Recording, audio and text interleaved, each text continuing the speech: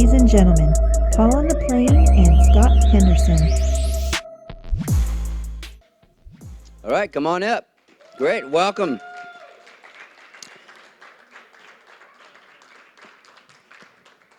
And everybody, we got Scott Henderson. Say hello to Scott.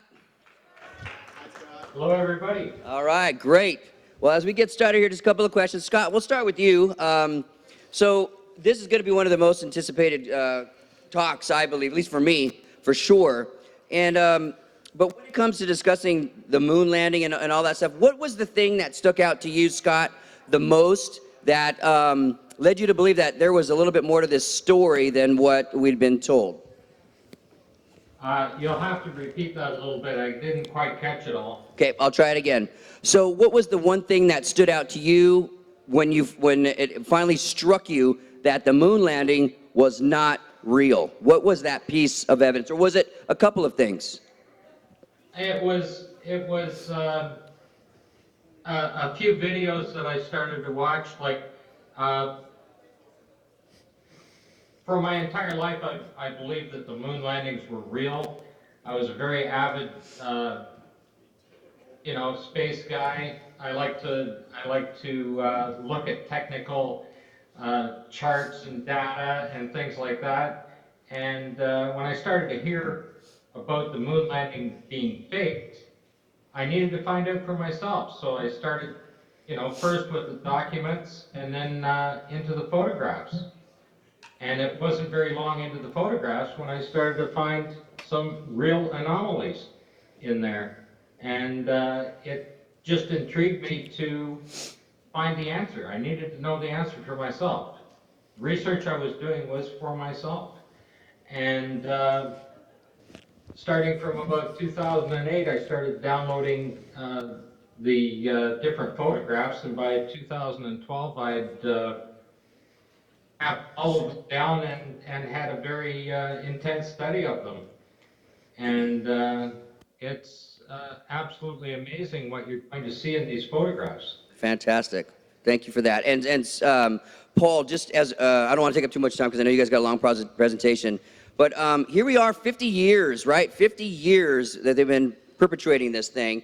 And isn't it interesting? And I wanted to get your take on the timing of that movie that just came out, First Man. I don't know if you've seen it yet or what, but what do you think? What's your thoughts on the timing of that? Well, I thought it was interesting. I think it was Robbie Davidson that brought up last night that they released it 49 years after the moon landing anniversary, supposedly, instead of 50. And I don't know what to take away from that, other than obviously they look at it as an opportunity to help reinforce. I was talking with somebody outside a little bit earlier just today about, how many people do you think, today, if you ask them, are going to really say, yes, for sure, we landed on the moon, back in the 60s and 70s. And we decided that it was probably really determined by the age of the person. The older they are, the more they're probably inclined to say, yeah, I probably did or whatever. But the younger person, like I have children, and and in me, I was born after 1972 or whenever the last year was. And so, that wasn't part of my reality growing up like a lot of people. So I think this may be an opportunity they saw to help start to maybe reinforce what they're learning in school, that we land on the moon in the 60s and 70s. And hey, if it's on a movie screen, it's going to make it dynamic. We're all about entertainment these days, and it makes it real for people. And it was an opportunity to help reinforce that story, in my opinion. Awesome. All right, so Paul's and Scott's Slido code is going to be POTP3, right? I think it's 3. I think we go with 3. 33. 33, yeah. Uh-oh. Don't read into that. All right, so ladies and gentlemen, help me welcome Paul on the Plane and Scott Henderson. All right, thank you. All right, let me get changed here real quick. Put on my code of credibility.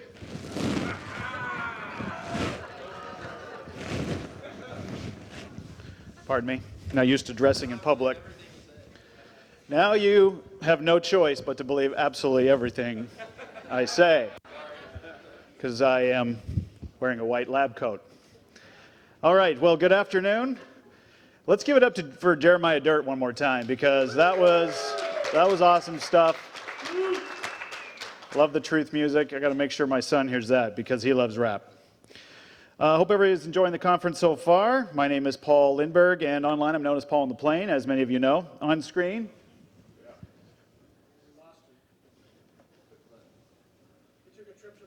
Oh, okay. Well, not on screen, but was on screen a couple of minutes ago.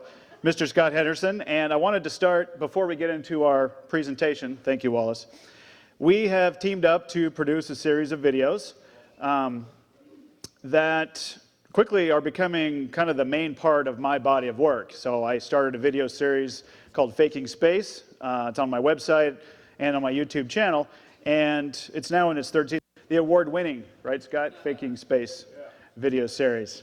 So let's be clear here before I get going that Scott is the real brains behind this project, okay? He's the one that has spent thousands and thousands of hours studying pretty much anything that NASA has made public, right? I mean, whatever they have allowed us to see, he's got his hands on it and has been studying it. Obviously the videos and the photographs, but also the mission logs from the Apollo moon missions, the chat transcripts, the test results, the press kits. If it's been made available, Scott has probably got his hands on it and read it. I'm simply here because of my rugged good looks, okay? Very simply. Obviously. I shouldn't even have to say it. But seriously, together, Scott and I have produced 9 videos so far. And we've been on a number of podcasts, and Scott's been on a number of radio shows, and his work is quickly becoming pretty well known within that truth-seeking community that is researching the moon landings. There's some very prominent people that have been doing it for a very long time, and they look at Scott's work as some of the best stuff right now. So really tickled that we've been able to partner on that. So I'd let Scott speak for himself on this part, obviously, but I've probably questioned the moon landing since probably, I think, going back to 1995. There was something, I saw a documentary or something on TV that was questioning or showing out the shadows were pointing in different directions, right? Like shadows coming off the lunar module or the flag or the astronauts or something like that. And they're saying, look, you got a shadow going this way, you got a shadow going this way. There's only one light source, that's the sun. We're told that they didn't bring any other exterior illumination, so how can there be shadows pointing in different directions? There's no blast crater underneath the lunar module. This thing was going thousands of miles an hour. It has to slow down. How come there's the explosive exhaust gases? How come there isn't a big crater underneath it? How come there's no dust on the moon landing pads, the lunar module landing pads, stuff like that? So that's when I really started to question this thing. But it wasn't until 10 years later that I started understanding kind of the science behind it, like the Van Allen radiation belts, the vacuum of space, and things like that. When you get into the science, it kind of made me question it even more. And at that point in my life, I would say that I believe we didn't go to the moon. Okay, I believe that NASA didn't send get six missions there and 12 men and bring them back. I would say I would believe that we didn't at that point. And then I met Scott and was exposed to his work and the stuff that he has found. And after that, I confidently stand up here today and say, I know that we didn't go to the moon. Okay, I'm on the record as saying that. However, we're not here to convince you to be at that level, okay? All we want to do here today and what we're going to show you is in a hope to get you, if you don't already, just to question it, okay? We think we've got some evidence here that will get you to say, that's interesting, that doesn't make sense, why is that, okay? That's the whole hope of that's our mission here today. Let's see. Let me make sure I got my notes here. All right, so we've got a number of slides, and we're going to go through them probably pretty quickly, and most of you probably, I would assume, would like to take a little bit more time than how quickly we're going to go through, because we're going to point out some things, and you're going to want to look, and you're going to be squinting at the screen when I throw those up there, and you're going to want to see them. So we're going to try and get through as many as we can. I don't think we're going to be able to do it, but we will put our email addresses up here at the end of the presentation, and if you'd like to get a copy of this PowerPoint and all of the slides, so you can take your time to look through them and magnify and look at all the details that we're going to try and point out, just send us an email and we'll be happy to send you a link to download it, okay? All right, so we've broken the main themes. If we can switch over to the PowerPoint then, Wallace. All right, so we've broken the main themes of Scott's findings down to 4 main categories. And these are the ones that we really want to get through today. And if we have time for more, then we obviously will. But we believe that these are the ones that are going to get you to question the Apollo moon missions the most. Okay? Number 1 is going to be the Apollo 15 accident. Did you know there was an accident during the Apollo 15 mission? Some of you? Some probably not. I certainly didn't. There was an accident. And there's a lot of photographic evidence that there was damage. Number 2, we call cue cards and simulations. Okay, that'll make sense when we get there. Number 3 is the Apollo 16 explosion. Did you know that there was an explosion during the Apollo 16 mission, right when they were leaving the moon? Well, we'll show you that video evidence today. And then the big one, this is the one that I wanted to make sure we get in, but I wanted to save it for the end because I think it's the most impactful, and that is moisture and aging equipment. Okay, that we're going to be showing you guys here today. All right, so before we go to the first slide, here's our disclaimer. You always have to have a disclaimer. So my lawyers have checked this over, and I have to say this before I show any slides to anybody. The following is not a conspiracy. What you're about to see are original photos from NASA. The content within the photos are real, untouched, and anyone can download and study them for themselves. What you're about to see may shock you. That these photos, what you would think would be highly scrutinized, contain what they do. And once you see it, you can't unsee it. All right? All right, so let's get to the Apollo 15 accident. So, Scott, chime in here where you want, because this is important. When you go through these, it's important to understand that everything that these astronauts did before they launched on each mission, they do a dress rehearsal, just like they're going on stage, right? Before the big production, you do a dress rehearsal, you do a simulation, you do everything that you're going to do on the moon, you do it right here on Earth. And you practice. You practice getting inside the lunar module, you practice getting out. You practice lifting off, you practice landing. You practice doing everything. Dress rehearsal, okay? What these images are going to show you, what these photographs are going to show you, in our opinion, and this is where we want you guys to start questioning, is that they filmed, because you know the astronauts were fitted with cameras. They're right here on their chest, and so they went through during these simulations and took pictures just like they were going to do. They were practicing everything, making sure everything worked, okay? And that was all documented. What you're going to find is that what NASA showed the public, what they showed the world and said, this is what happened on the moon, was right from those simulations. Okay? That's where they did it. All right? And that's the evidence we're going to share today. Okay, the Apollo 15 accident. So the first thing they do is they simulate the landing. All right?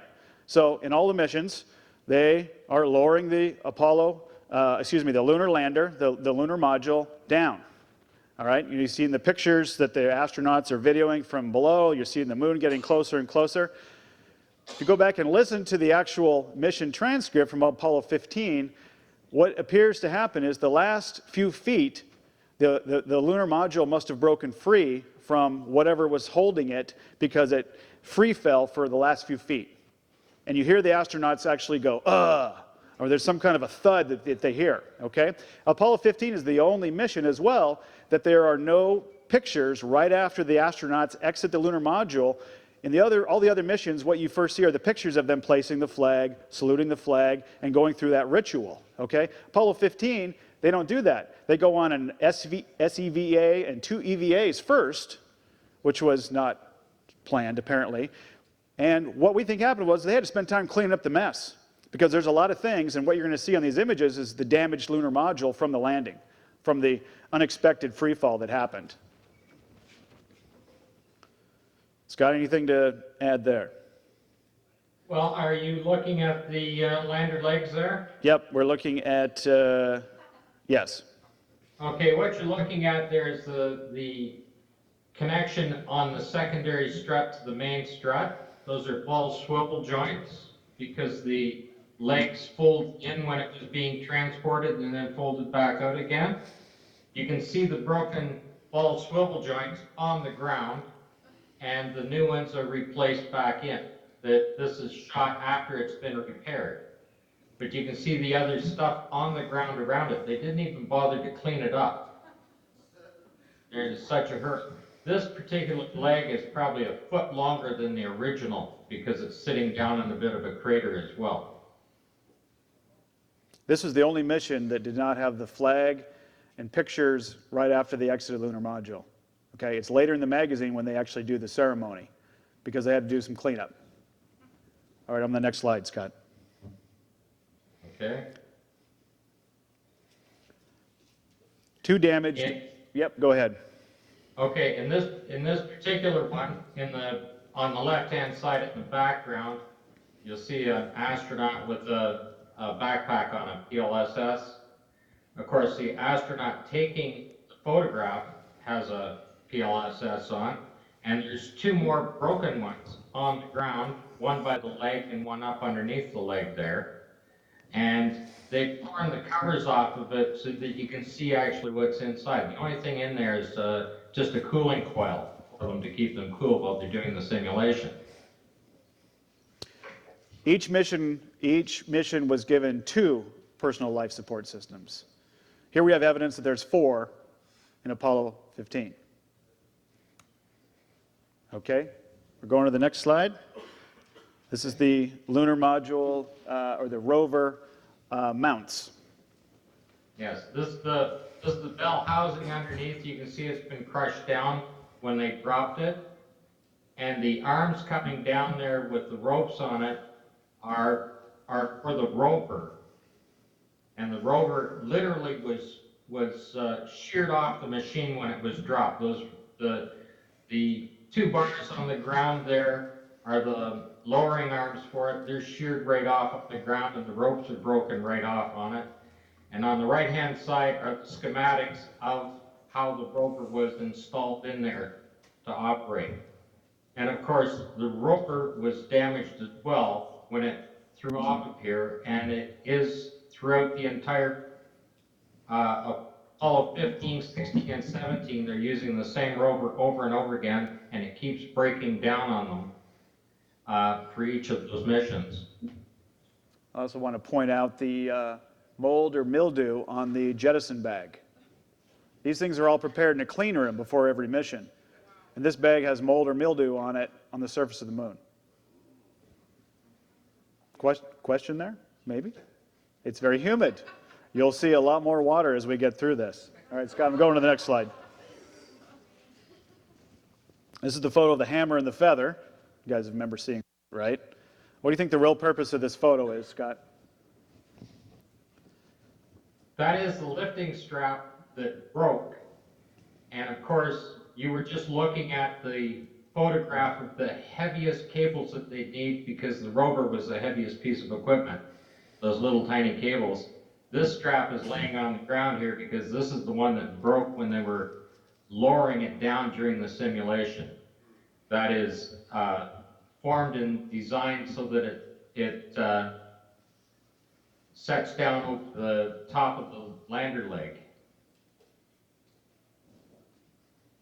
All right, but good. They call this the hammer and the feather because it's there on the ground. They set it next to the hammer and the feather so they can include it in the shot. Okay, so he's kind of getting into a theme here, which the more you look at these, you start coming, I think, to an understanding that the astronauts, you know, if this is a simulation and the astronauts are in complete controls of the cameras, they're the ones that are controlling their cameras. The director isn't, you know, the cameramen are in control. They don't have the ability to affect what the astronauts are going to take pictures of. So you can start kind of seeing a slippery slope here, I think, in my opinion, that the astronauts, do you really think that they would have allowed a broken strap to be in this photo? Or are they maybe leaving clues? I'll leave that up to you guys. Whistleblowers. Okay, they had 3 of their colleagues died in a very suspicious accident, to say the least. And if you have another 57 astronauts, which were training for this total, on it, all disgruntled employees. Okay, they had to do the job. They had to do it for the country. They had to do it because of their military service and everything else, right? Committed to do that, but they didn't do it willingly. This is the only outlet they had for the photographs to reveal the fraud. Good stuff. All right, I went to the next slide. I want you to talk a little bit about the fact that we find 3 different rovers. I'm switching over to Apollo 17 here real quickly. 3 different rovers in Apollo 17. Now, it ties into Apollo 15 because that's where the accident occurred. And what you see continually, as Scott mentioned, is between 15, 16, and 17 then, those 3 missions, what we're finding is that it was the same piece of equipment. The rover was the same rover, and it continued to have problems and breaking down, okay? So they had to continually fix this thing because it kept having problems. And they've had to modify it so much and keep bringing in spare parts and things to keep it going. So in Apollo 17, what Scott found is that there's actually 3 different rovers in Apollo 17 on how they look, showing that they were continually having to repair it. Yeah, you might as well go to the next slide then, and we can show that off. Okay, I'm on the tire tracks. Okay. These are the three different sets of tire tracks with 3 different rovers, all in Apollo 17. And the 3 shots at the top are directly just in front of the right rear wheel. And you can see the frame rail are completely different on each of the 3 rovers. And that's how you can identify them. I mean, you can't physically change the frame on a machine, right? And it's quite easy to see. If you see the toolkit that these guys had, it would look like a little something that you'd buy your son. It's like a little teeny toolkit. It's got the hammer and the wrench and all that. I mean, these guys are making these modifications to this heavy equipment. They wouldn't have time to do any modifications, nor would they be able to sit there and weld aluminum back in 3 different configurations like that. Yeah, I've gone to the next slide. I want to keep moving here. Different. This is 15, 16, and 17 showing the same rover being used in all 3 missions. And in these ones is the rear left tire has an oil leak, and the Apollo 15 rover is in 16 and 17, and you can see the oil leak getting worse and worse by Apollo 17 up on the right. It's even going up the frame rail behind it, and it's quite wet with the dirt sticking to it. At that point, it's just really leaking out of there badly. And of course, you realize that there are no liquids in a vacuum whatsoever. So if they were on the lunar surface, it wouldn't be there. You guys know, if anybody works on cars, what happens when you get a little oil on the inside of the engine or somewhere inside? Is there any dirt that adheres? What is that? Adhesive? Adheres. Thank you. Gosh, thank you, Mark. Any dirt that adheres to the oil? Yeah, it's like glue, right? That's what we're seeing here. Okay. Scott, we are now on the next one. This is the second rover in Apollo 16. And this one was the only time we see this unique rover in all 3 missions is this version for it was just for this shot, right? Is that what you found? Yep, just the only one I could find with it. It has the double rib on the front left fender. Has a very distinct double rib on it. You won't find on any other rover, and this rover is absolutely whistle clean just for this photo shoot. So this one doesn't have the oil leak, and this is the only rover that has this type of fender in all 3 missions. And the other photos from this exact mission don't have this same fender. Stuff like that. Okay. We're going to be moving on to cue cards and simulations. So what this is going to, the whole theme of this kind of section is back to that the astronauts were basically following a script here, okay? And they did that by giving them what's called cuff checklists. So these were little little notepads and papers they had on their cuff. Storyboards for the scene. Well, yeah, we call them cue cards because this basically they looked at it and they were told what to do next. All right? Let's see here. Scott, do you want to go through this? So this is the Apollo 16 one, and these checklists are prepared months in advance for the astronauts, right? So the important thing is how do they know that what these situations are going to be? How did they know where the rocks were? How did they know where the rock was moved to? How did they know where their footprints would be? How would they know where they were going to be standing to take each photograph, and how did they know the camera settings? They're all put down there in advance so that the astronauts could, just a storyboard for them to follow through. It even has the timeline, how much time they have on it. On the top right, there's a description of the type of rock that it is, the size and shape of the rock, and the mineral contents once it's split open. These guys are Can you good. imagine anybody being able to show where that rock's going to be on the lunar surface? It's about 18 inches in size. And then make sure you are always appearing to be very enthusiastic as you do this. Yes. And you know, here, Director's notes. these are director's notes. Enthusiastic observations only on it. And the next one is a similar thing. It's the storyboard, and there's a single video out called the Grand Prix. So one astronaut is driving the rover around that particular spot, and somehow they spotted those 4 small craters from Earth and showed how to drive around them. There's photographs being taken, plus 2 cameras in operation that have to be moved at the same time, and there's only 1 astronaut operating all 3.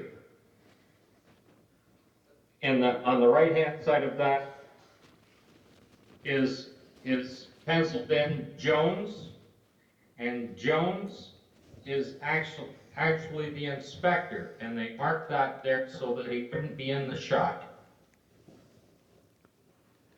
So I'm going to the color plate now. Here's Jones, the inspector for the Apollo 17. So you're going to find these color plates, they call them, at the beginning of every mission for the videos and the photos. Okay? And what I want to point out here, this is the Apollo 17. All right? So you go there and you're looking at the Apollo 17 videos. You know, it shows the dates that, you know, that all of these photos and videos were captured. What's the date here? November 28th, 1972. Scott, when was Apollo 17 launched? Oh, you got me on that one. It's December 6th, I think. December 6th, 1972. A week later, Yeah. they were on the moon. Yeah, these are done a week or 10 days before. And of course, you can see right there, it says the photographer's name is Post, and of course, there was nobody named Post on that mission. Oops. Exactly. Okay, and for the sake of time, I'm going to keep moving here, Scott. So we're going to go to, this is the famous shot, right? Remember the video here? Neil Armstrong's the first one down the ladder, right? Then he moves away a little bit, and then Buzz is coming out. Take it from there, Scott. We got 2 angles of the same shot. On the left-hand side is the photograph that Neil Armstrong took of Buzz Aldrin coming down. And if you notice, there's no live television camera there. They claim there is one. They claim it's mounted somewhere underneath the ladder there somewhere. But if you look at what the television camera is shooting on the right-hand side, you see it's in line with the secondary strut out to the ladder. And of course, Neil Armstrong isn't in that shot, and it's exactly the same time. The arrow is showing Neil is way off to the side, and he couldn't possibly have taken the picture on the left-hand side. They're both at the exact same time. You can see Buzz's leg down the ladder there as he's coming down. So what you have are multiple scene takes here. Okay? Different lighting and shot at different times. And if you look at the colored plates for Apollo 11, the videos were shot on the 11th of July, and the photographs were shot on the 10th. They weren't quite lined up just perfectly. A little bit of an error there. Okay, Scott, we're going to the multiple shadows. And this goes in line with kind of the, the different shadows in different directions, okay? And it might be kind of hard to see here, but if you get a hold of this PowerPoint, you can see this a lot more well defined. I can see it really well on the screen here. But you see a double shadow. Have you ever been in a well-lit room with multiple lights and you have a shadow, and you'll see that it has multiple shadows. They're kind of over top of each other because they're multiple light sources. This was then reshot, right, Scott? Because there's this same video, and you can even see it. And we did it in one of our videos. They kind of pan across, and you can see that they started filming too early. They hadn't adjusted the lighting yet because there's multiple light sources here. We got a double shadow. They pan away, then it cuts, and they come back and they do the same shot again, but it's been fixed in the same reel. Anything to add there, Scott? No, you can see it quite clearly when you look at it. It's definitely a double shadow, and it's moved from one side to the other because they're adjusting the lighting. All right, the flag. This is from Apollo 11. Oh, you're on the flag? I'm on the flag. Yeah, go ahead. You explain this one a lot better than I do. Well, both of these are shot at the same time. One is the one on the right-hand side is from the back camera that was mounted inside the window, and out the same window, they took a photograph. Basically at the same time. So what happens is these guys climb back into the lunar module, and they seal the door. They got to repressurize, right, the module, and they don't get back out. These photos were supposed to be taken at the same time. There's a video and a photo. And the flag's in a completely different spot and been moved. And the direction is. It's supposedly from the same point in time. 2 takes. It took 2 takes on this one. All right, and I'm on the last one here then, Scott, and I'm going to read the description that you have in here. The sketches here were released in the Apollo 17 press kit months before launch. These could only have been drawn from the site where the simulation was done. The exact view from the commander's window of the South Massive is just an example of the staging process. There would be no way of knowing the view from the window before launch. Each mission had 5 alternative sites to choose from, or so we were told. So basically, this is what the press was given before the launch of what they would be seeing. Right, and on the top right-hand side there, you will see in that schematic that those hills have little arrows on them so that they can move up and down or left and right to position those hills on the set. So just imagine the budget that NASA had and how easy it is to build that kind of a set like that when considered the what you would have around a racetrack as far as grandstands and stuff like that. Basically the same idea. They simply push them into place on there. On the left-hand side, I stitched together these 3 photographs to show you the actual layout. Again, knowing months in advance exactly what the shot would be like. This was obviously planned out. Knew exactly where they were going to land. So they were good. They were real good. Okay, I'm going to switch over to the Apollo 16 explosion. Anybody know there was an explosion on Apollo 16? I've got a video here of it. Let's watch it. There's no audio, but we're just going to watch it here.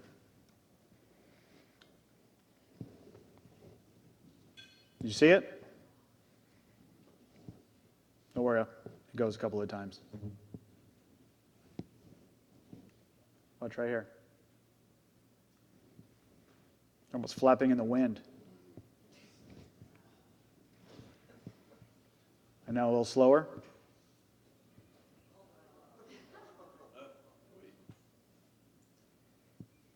Now super slow.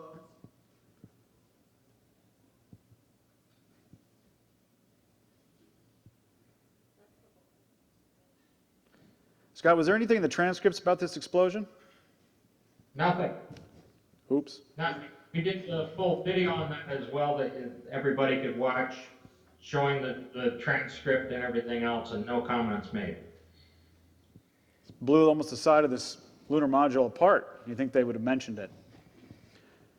Let's look at the next photos that we get, or soon thereafter, from the command module. So this thing is lifting off from the moon and is going to rendezvous with the command module. Well, the third astronaut's been in the command module, orbiting the moon, waiting for them to come back. Okay? So this thing is lifting off and going to go rendezvous. So as they get close to the command module, they got some pictures of it. Well, nothing would have survived the explosion.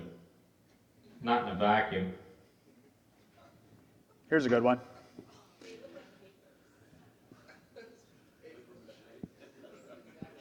There's 99.9% vacuum outside, and they've got, what is the lunar module pressurized at, Scott? 5.5. And the ratio is? Everything's at 5.5. Everybody else says 4.8, but it's 5.5.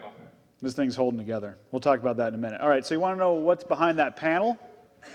Ah, it's nothing, right? Nothing important. Here's a close-up of it. There's no sensitive electronic equipment or anything there behind these panels. This thing... That's a piece of electronic equipment that they had on board. From telecommunications, guidance systems, everything else. That all fits inside your iPhone today, just FYI. All of that. None of it was damaged. None of it was damaged. These are taken before, so we can kind of see. Now, that was in Apollo 16, right? And they're using, this is our opinion, for you guys to decide, they're using the same equipment, recycling it over and over again for each mission, right? So let's see what the Apollo 17 lunar module looks like now for the next mission.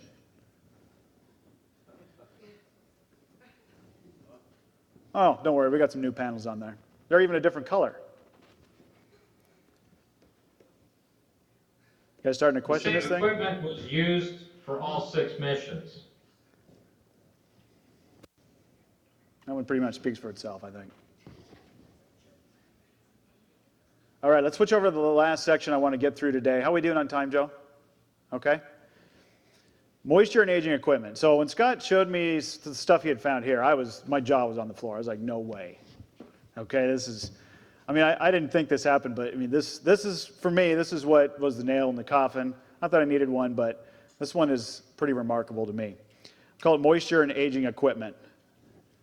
What you have here is a photograph, a very famous photograph, billions of times over the last 46, 7 years right now. You haven't seen the last of that photo either. On, and he's actually picked up mud and put it on the sleeve of his suit, and then the very next shot, or 2 shots later, it's washed off while he's standing by the flag, and the flag is also wet. Okay? It's literally mud. Just 2 guys playing in the mud.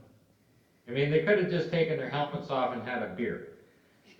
You know, nobody would have noticed. Okay? Just 2 guys with cameras playing in the mud. Okay, I'm moving on to the next slide. Next slide. There's brand new equipment prepared in a clean room. Okay, covered in mold. This is just equipment that they were using for the simulations while they were practicing. They didn't even bring brand new equipment out when they were doing this for the final fakery. They're just using the same old stuff over and over again, and you can see that it's sitting there covered in mold on the bottom of it. Right? They didn't even put it away between missions. They're using the same equipment from Apollo 11 to 17. It's the same. This is the same equipment being used. It just gets worse and worse and worse for wear. And if we go to the next slide, you'll see it even more. Okay, go ahead. Okay. On the left hand side of the arrow, there's actually standing water there. The next arrow over on the left-hand photograph, that is mud laying in there from water being dried back, and there's green mold around the outside of it. The photograph on the right is Apollo 14, and it's the same piece of equipment, but it's all bleached out and curled up in the sun, and it's all cracked back, just from laying around it in the sunlight.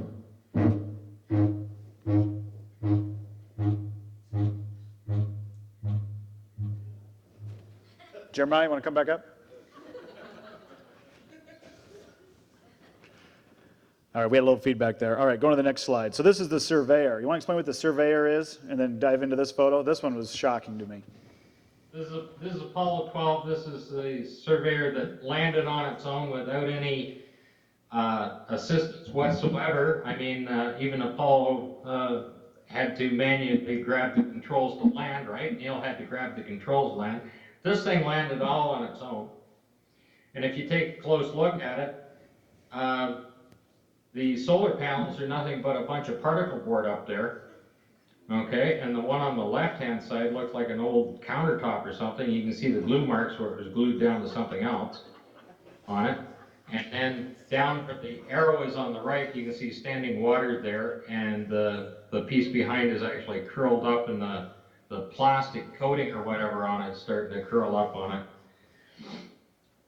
And guys, this, when you see it on your computer screen, you know, your high resolution screen, it's going to look a lot better. This is obviously blown up and we've lost a lot of resolution. You think it's shocking now, wait till you see some of the detail.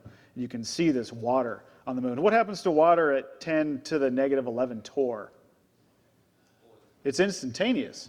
It'd be gone, vaporized instantly. There'd be no moisture, no way, if they tell us what it is. All right, Scott, I'm on the next slide. This is during an undocking procedure, correct?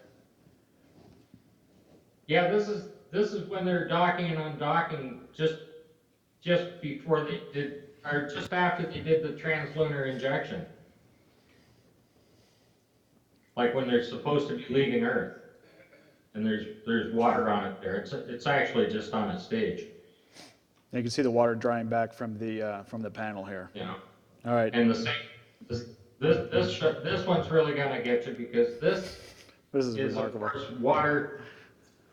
This is supposed to be taken, this photograph is supposed to be taken on the right-hand side, halfway to the moon.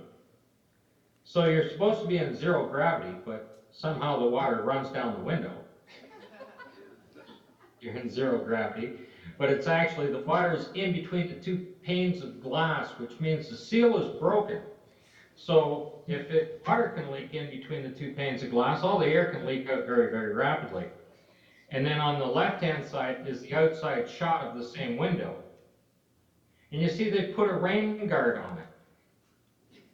It rains in space. Well, when I was looking this up, reading back, can you imagine having a rain guard on it?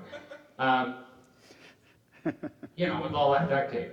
This particular machine the window was blown out during a pressure test. Okay? And that's why it leaks. And that's how they fixed it up to keep using it for the simulations. Well, that's what I do at home. I duct tape fixes Okay? everything. This is where all the money went. Okay, we're moving on to the. I forgot what you called this piece of equipment, but the point This is the Central Processing Station. What you said. Okay? Imagine having a high-end computer full of the latest leading-edge technology in there. And you open it up, and it has its own battery pack to keep it charged up. And it has full communication device in there to send the information back to Earth. You can see the big antenna on it and everything else, the big high gain antenna on there. You can see all of the memory cores in there. It has hard drives to store, digitize, and transfer all the stuff. It collects everything and powers all of the other experimental equipment. This particular device, right here. And that is both sides, you're looking at both sides of it. But. And the astronauts intentionally pulled the foil back so that you can see that there's nothing inside of it. Just a prop. And there's Okay, some weathering on it. Side there, you can see where it's been laying down on the ground on its back, and the mud is stuck to it, and it's all crusty. because they've been using it just for practice simulations, and they actually claim that this is the real thing, really happened, and really on the moon. All right, I'm switching over to the exhaust bell housing. Then we'll get to the main event. They actually have their post this and say, here's the 10,000 photographs on Flickr showing you we landed on the moon. And this, of course, is one of those photographs. That's right. So I'm on the exhaust bell housing now, comparing between the two missions, showing that was Apollo 17 they kind of just hammered it out, right? If you're in the garage and you got a dent, you just kind of hammered it out.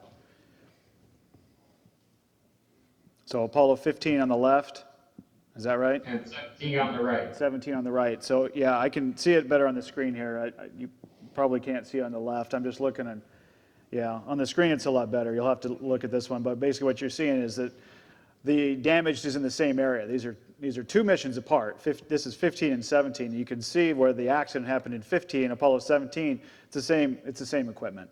That's the point. All right. Remember that photo that Scott and I were arguing who the astronaut was? It's the famous one, right? Standing next to the flag. Well, if you zoom in on the flag. There it is, soaking wet.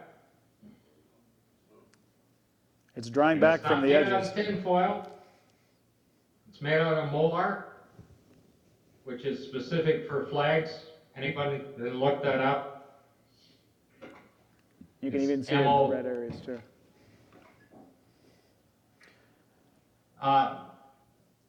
Mulder, model is the name of it. Model is the name of the fabric on that. It's kind of like a nylon, right? I mean, that's how we would. MODAL. And there's some people that will tell you it's a piece of aluminum, right? Or that it was like some sort of an aluminum material, but that's clearly not the case here. It's more of I kind of equate it to more like a nylon fabric. And as that dries in from the edges, you can see that. But you can see it's an official American flag. The stars are hand stitched on and everything else. But it's soaking wet. This is in every one of our videos. We always make sure that this one is thrown back there. Those that defend the moon landing said that they don't have an answer for this one. No way. Joe, how are we doing on time? Well, that's what we wanted to get through. We have time. We got about 10 minutes? Okay. Let's go to our honorable mention. Okay. This is just a big pile of gloves covered in dirt. And the astronauts took the grasping tool and they set it down, and the shadow makes an arrow, and it's pointing right into the glove on the bottom right. You can see the rubber with the black ring on it and the white glove sitting there. That's down on that bottom left arrow. And then on the top right, you can see all the 4 fingers sticking out. And if you study this entire pile, there are just gloves sticking out of it everywhere. There's even a cigarette butt in that pile. Again, you'll want to get a copy of this so you can kind of zoom in and see this stuff in high resolution. Now, Scott said earlier it would have been better if the astronauts had just taken off their helmets and had a beer. Self-explanatory. A beer can may not be a Labatt's beer can, but it's a beer can sitting there in the dirt. It's a really, really cool moon rock. They should have grabbed that one, man. Okay, next one. That's a ball bag, a golf. It actually says GC on the bottom. Like if you're on a driving range and you grab 100 balls, they made little ball bags that are shaped like little golf bags. And that's exactly what that is. How many golf balls did you find in every mission, would you say, overall, Scott? In Apollo 11, before they stepped out, you can find quite a few dozen golf balls on the ground. These guys were just drinking beer. They were hitting golf balls. Oh, put your helmet on. We got to take some more shots. All right, I'm on the famous. Every mission. Yeah, these guys are having a great time. And the next here is the Sea Rock, of course. And of course, the Sea Rock comes from Apollo 16. But here it is in Apollo 11. right off, just behind the flag there where the arrow is. Same rock. And you'll be able to find it in all of the missions. It shows up. Apollo 16, this came out, and I think this might have been one of the things I saw, like back in the 90s, somebody found this, that there was a C on the rock, a letter C. And they tried to cover all that up, and it was, an anomaly or whatever, and, there was some damage control. What Scott has found is that same rock with the C on it is in all 6 of the missions. The C rock. Okay, I'm on it was a helium tank, right? Helium tank removed. Yes, on the left-hand side, there's a shot of, that's quadrant 1, and the helium tank is sitting in there, and when they put the rover in, on the right-hand one, where the arrow is, that's where the rover sits, they had to remove the helium tank, and they didn't put it anywhere else. They just removed it, and it wasn't replaced. And the helium tank pressurizes the fuel tanks to run the engine, and without the helium tank, the engine won't run. There's no air pressure. They need gas, helium, to push the fuel into the lines to start the engine. Without a helium tank, this thing's not going anywhere. But they're hoping you didn't see that. I just removed it because they had to have somewhere to put the rover for 15, 16, and 17. Okay, Paul, we're getting into the vacuum. You go ahead and do this. You love it. Vacuum of space. We're told that the moon's surface is 1 times 10 to the negative 11 torr. Okay? That's ultra high vacuum. If you do any little bit of research, as we've done here, as Scott has done, what does it take to even be, I'm going to scoot back real quick. Oh, no, I didn't. What does it take to be in a low or high vacuum? Okay? A high vacuum is 10 to the negative 3 to 10 to the negative 9 torr. Well, so that doesn't maybe make a lot of sense. But when you understand what the equipment is required on Earth here to handle that sort of a vacuum, these parts are machined, metal, and they compress against each other, the seal, to create the seal, and they're one-time use at high vacuum. Okay? So now we're in an ultra-high vacuum, and Scott, talk about what the helmet and the connections for the helmet and the gloves, what kind of connections those were, compared to what we would have to do here on Earth to even get close to a vacuum and seal it. Okay. When you're looking at that, you have the one up with the vacuum seal, the steel rings. Yes, yeah, and the helmet. Once you get up above toward the -6, you can't use rubber anymore. Or you got to use metal rings or metal to make the seal, and they're one-time use only. On the right-hand side, what you're looking at is nothing more than a door latch that fits into a groove, and there's no way to compress that seal to put that helmet on, and it's exactly the same for the gloves. They use the same type of connection with both of those. The left-hand side are actual, just showing you exactly what it takes to put that seal in and how to compress it down. And the orders of magnitude that we're told that the lack of air pressure on the moon is versus what these seals are rated for here on Earth is about 100 times stronger on the moon, the vacuum. That would be the orders of magnitude from 10 to -6 torr to 10 to the negative 11 torr. Okay? And that's the point here. So I'm going to the next one here, showing the gloves. And yeah, the next one's just showing the gloves, showing that they're made exactly the same way with the groove and the ring on it, just to put it together for quick release when they're doing simulations. And it doesn't compress the metal. It's not made of the same materials, and they took these on and off multiple times on the mission. But they were able to seal against a vacuum that's 100,000 times stronger than what the seals are rated for here on Earth. And of course, the next slide is a complete error in simulation, because the food pouch and the jettison bag, okay, as soon as they depressurize to go onto the lunar surface, both of these, like whatever was inside the jettison bag, which was urine and feces and everything else, would simply explode out of there.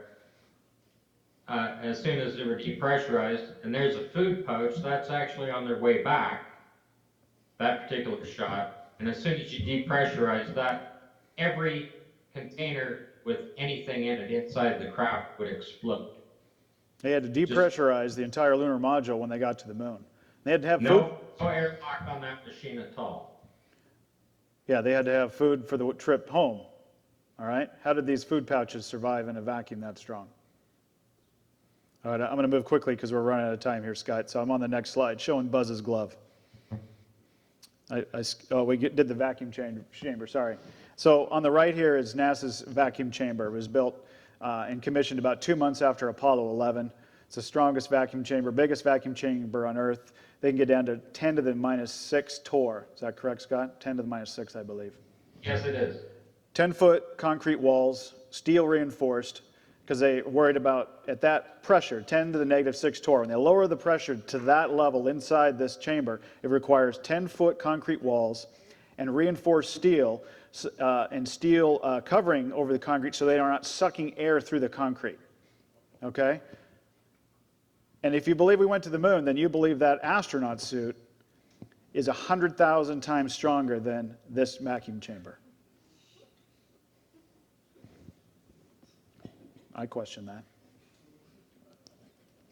All right, here's Buzz's glove. Sorry, I got ahead of myself. And we got about 2 minutes. 2 minutes, you want me to do this? 2 minutes. Okay, on the left-hand side, you can actually see the red ring, the black and red ring there on the left-hand side at the top of the gauntlet. On the right-hand side, you can see the connecting ring for the glove. It's down at the base of the gauntlet, and in the middle, you can see that there's at least 3 inches space between the 2 rings. The glove literally is not connected. Okay, it's not even done up. And that is Buzz's famous shot. That is the man on the moon shot. Yeah. And the next 2 slides in there are just showing other examples of the shots of the glove not connected as he's coming down the ladder. That's right. Hey, again, get a copy of this, send us an email. I'm going to have to scroll through the rest of these, but I want to make sure that we throw our emails up there. If you'd like to get a copy of this, it's fun to show your friends, your NASA fanboys and fangirls. Say, I'm questioning the moon. Here are some things to take into consideration. Shoot us an email. We'll send you a link. You can download it.